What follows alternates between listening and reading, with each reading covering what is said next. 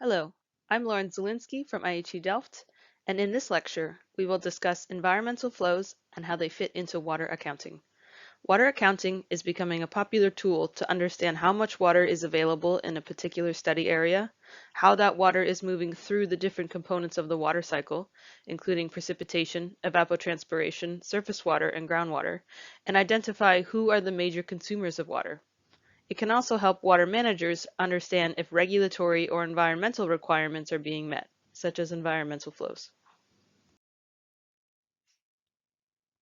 In this lecture, we'll discuss what is water accounting, quickly review different water accounting methodologies, and show some examples of how environmental flows have been included in water accounting studies, as well as discuss the challenges that exist for water managers to achieve this. First, let's understand what is water accounting. Water accounting is a tool to support decision-making around water resources management. You can think of it a bit like financial accounting, where you want to understand where the money is coming from into your different accounts, where it is leaving, and how it moves in between. In this way, you can understand where your largest expenses are and find ways to use your money more efficiently. The same applies to water accounting. It is a tool that lets water managers understand what the largest uses of water are, where losses are occurring, and how water can be used more effectively to meet management objectives. In general, water accounting makes sense of how much water is available and how to use it. A more detailed definition states that water accounting should be a systematic and quantitative assessment of the status and trends of different water components to produce information that informs decisions. In this way, water accounting can be applied to different areas while producing comparable results, as well as provide information important to decision making presented in a standard reporting format. Both of these definitions are from the FAO white paper titled Water Accounting for Water Governance and Sustainable Development, which is a good place for you to find out more about water accounting and its value in water management. Why do we need water accounting? Water accounting is one way to better compare the supply of water coming into a study area with the demand for water from different users or requirements. It also differentiates between consumptive and non-consumptive uses. To understand how much water is being consumed and how much water is not being consumed can help water managers better understand where trade-offs can occur or efficiencies can be improved. For example, agriculture is often the largest user of water in a basin, with some of the water being consumed to grow crops through transpiration, and excess water running off into local streams and rivers, which is considered non-consumptive use. If only the amount of water required for growing crops is applied to a field, then the water that was formerly agricultural runoff can remain in a river for ecosystem or recreational purposes. It is important to note that water accounting is a long-term planning tool, so it is intended to be used to improve overall integrated water resources management of an area, also known as IWRM, and it is not intended to be used for day-to-day decision-making. It can inform different steps within the IWRM cycle, including assessing different issues related to water resources. This includes looking at trends from the past until present day, understanding the implications of different water resources policies or strategies, and monitoring and evaluating the progress of different management actions. If you think of implementing environmental flows as a management action, then, in theory, water accounting could be used to understand the implications of e-flows on other water users in a basin, as well as evaluate its implementation over time. Water accounting is not a new concept.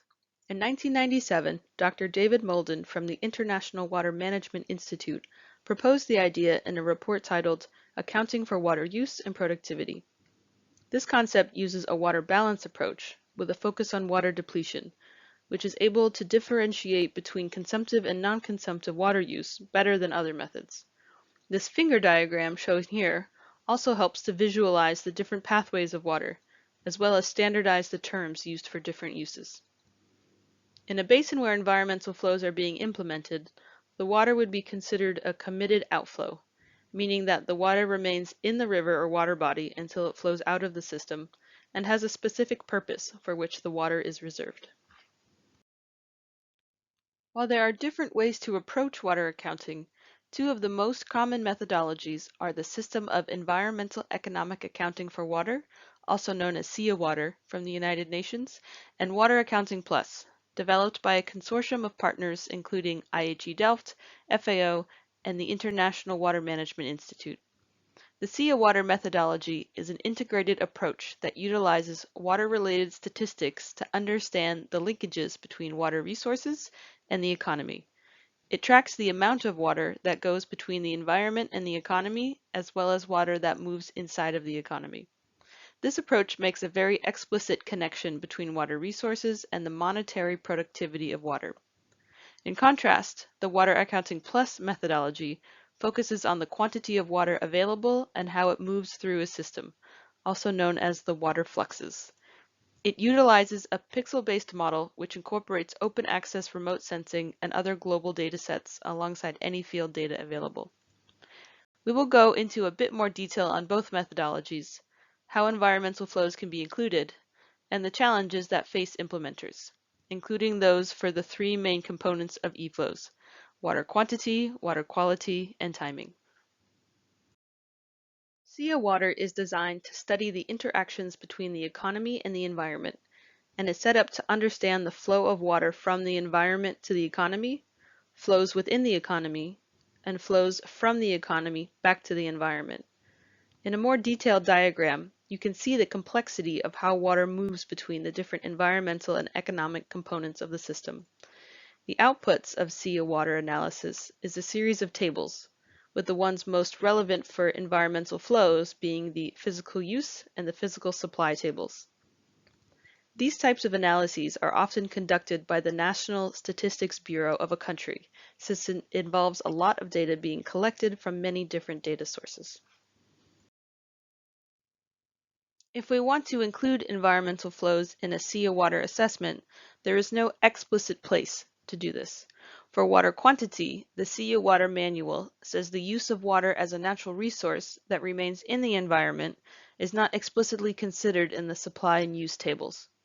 But there are ways it could be incorporated implicitly or in an indirect way. Let's start with the water quantity in the flows from the environment to the economy. In the amount available to the economy, or the physical supply, there are two sources: surface water and groundwater. If there is a known Eflows requirement, this amount could be removed from the available supply, meaning that the amount allocated for the economy already sets aside water needed for the Eflows requirements. One example of how this could be done was in an application in the Spanish part of the Duero Basin.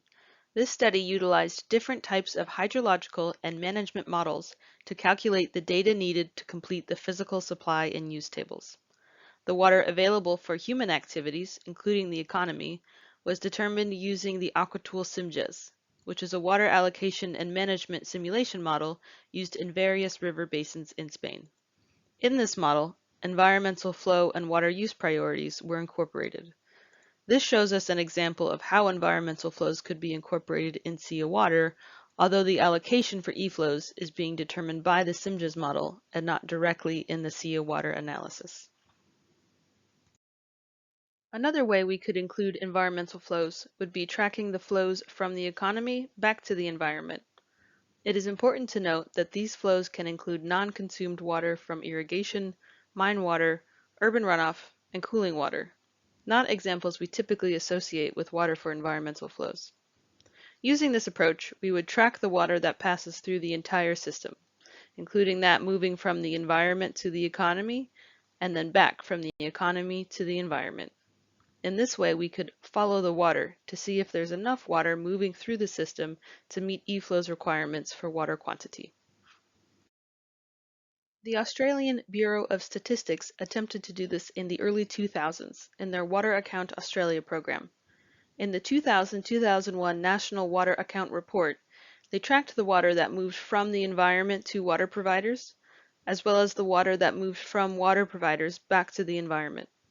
In this way, they attempted to follow the water through the system to see if their environmental flow requirements were met on a national level. However, the reporting on environmental flows was highly uncertain, in large part to the different legal and administrative frameworks for environmental flows in each state, and in 2010, the specific reporting line for environmental flows was dropped. Looking at the water consumption and related flows diagram from 2015-16 as an example, environmental flows are now grouped in with the regulated discharges, like those that come from wastewater discharge or hydroelectric energy production, and any water that remains in stream for environmental flows is not counted. As you can see from our examples, there are many challenges associated with incorporating e-flows into the SEA water methodology. For water quantity, challenges arise due to the fact that water is only considered in the method for exclusive or single use of water for an economic activity. For water quality, SEA water has tables for water emissions accounts, but they are mainly focused on industrial pollutants going into water sources and are estimated on an annual scale, making it difficult to meet the needs of water quality for environmental flows. For timing, these accounts are typically completed on an annual basis, and they try to align the hydrological year with the fiscal year to better understand the connections between water and the economy. But this annual timescale hides the important interannual variability present in e-flow requirements.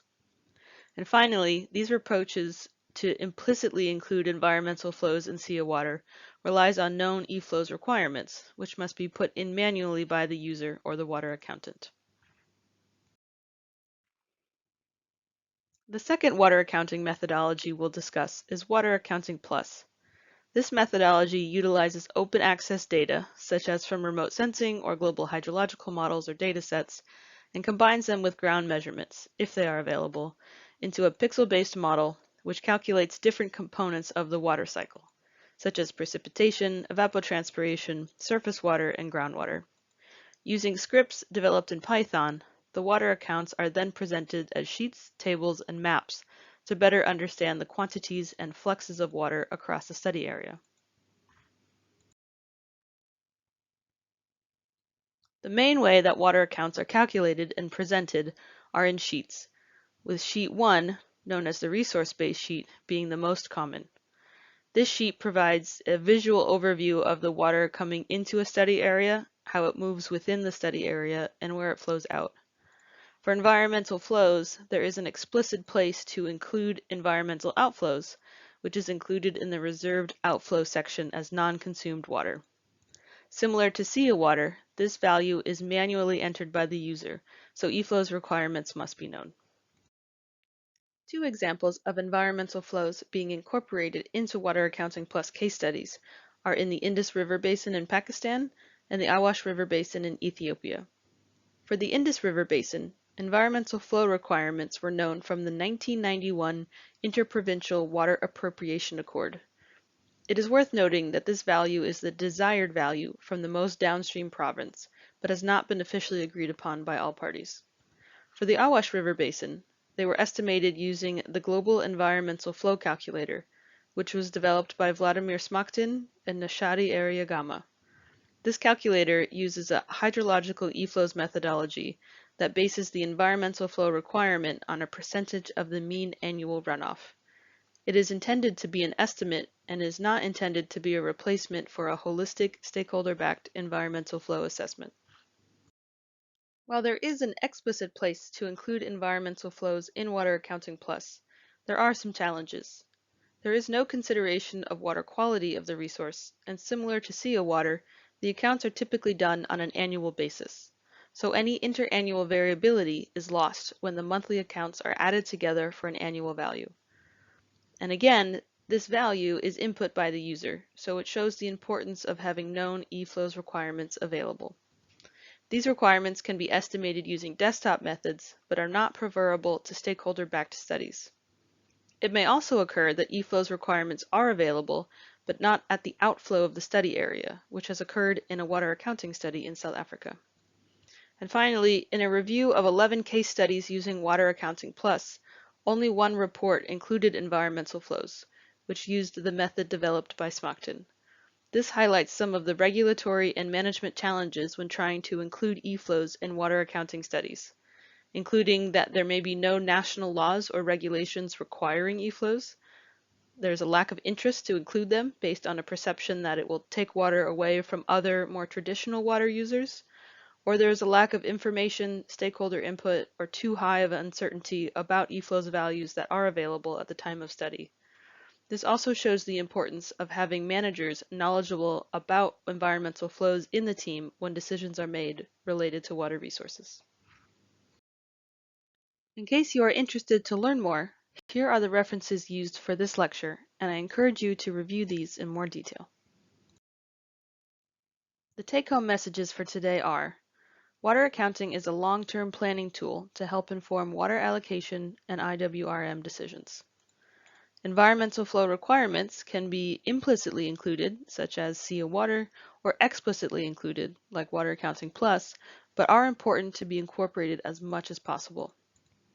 Water accounting requires users to input Eflows requirements themselves, reinforcing the importance of conducting an EFA that is scientifically driven and stakeholder approved. Many challenges still exist for incorporating environmental flows into water accounting, especially when considering water quality, timing, and the interest of decision makers. Thank you very much, and I hope you enjoyed this lecture.